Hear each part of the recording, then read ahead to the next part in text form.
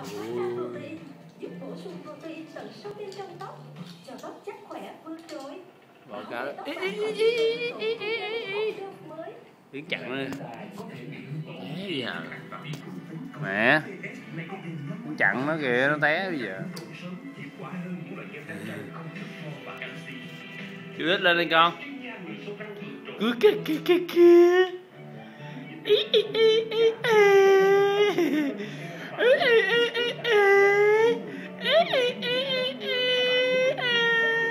Xin chào. Nó bò lại đây được không? Ôi kìa. Bởi nè con. Anh Khoa.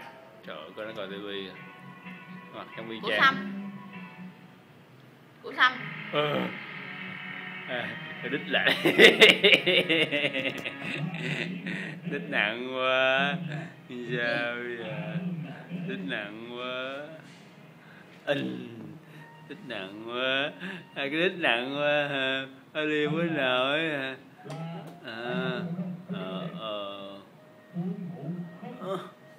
Mệt quá.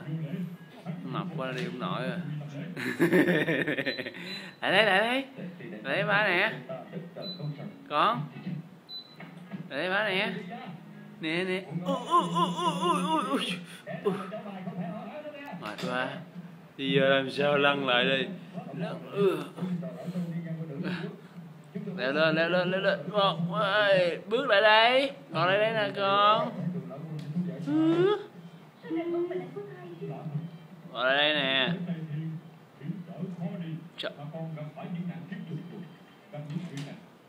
Vào đây nè. Khoa.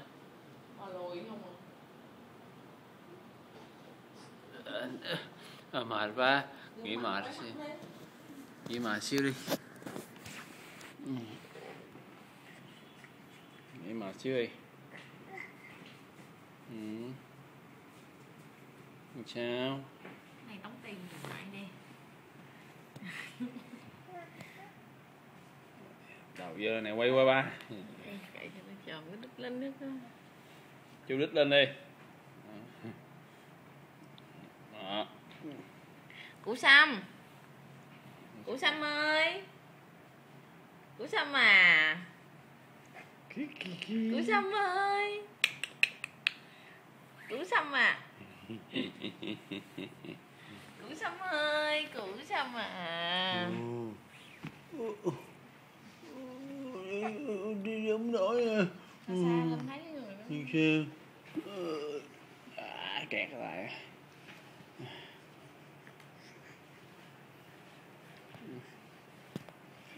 Quay đây. Củ Sâm ơi.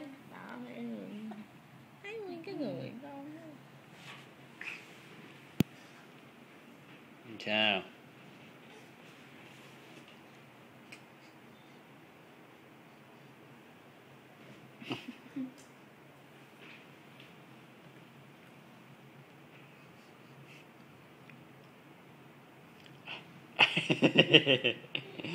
Hết được vậy à. Trọng đít lên.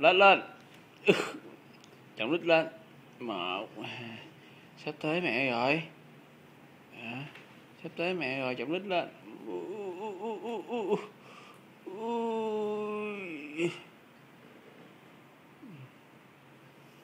Mệt rồi. Củ Sâm ơi. Mệt rồi, đi hết nổi rồi. Cái đít nặng quá, không đi được nữa rồi. Cái đít nó té bây giờ.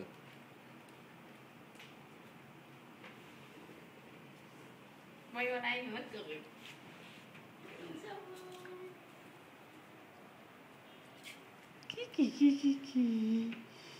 Sâm ơi. Củ Sâm à.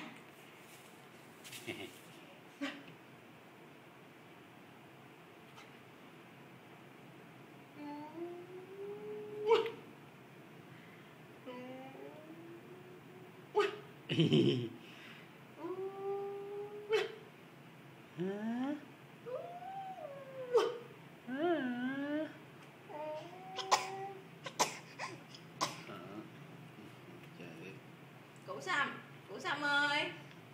Củ Sâm à. Củ Sâm ơi. Củ Sâm à. Nói vậy phải đó, vậy rồi. Củ Sâm ơi.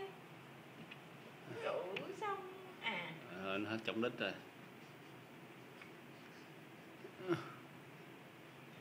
Ông quay vậy đâu thấy đâu.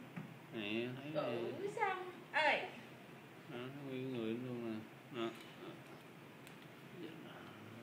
Đâu mà đi thụt lùi à. Củ Sâm ơi. Củ Sâm. Củ Sâm ơi. Mẹ đây nè.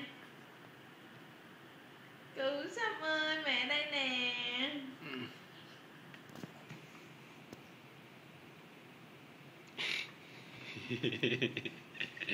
Củ Sâm ơi.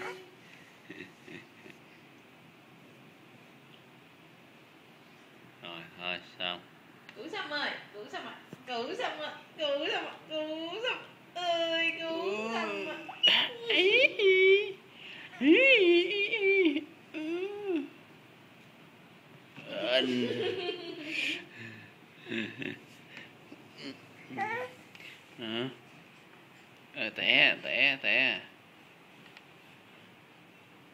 Té giờ.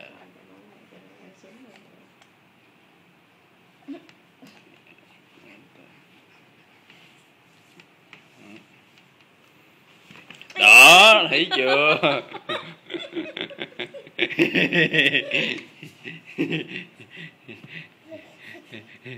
Phải lắm.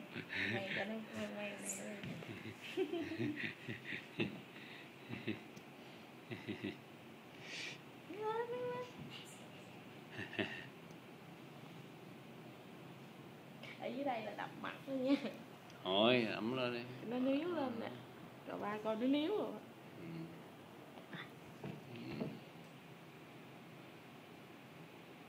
Trò đời mới à. Dập mặt bây giờ. Thôi, leo lên đi. Ê, cái gì mê. Đó, dập cái đùng bây giờ. Trứng còn yếu xìu.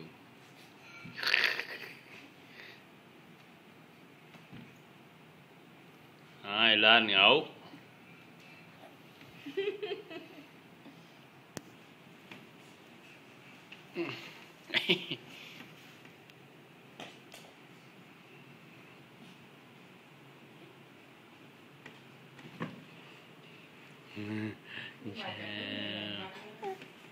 Sao té bây giờ té nha.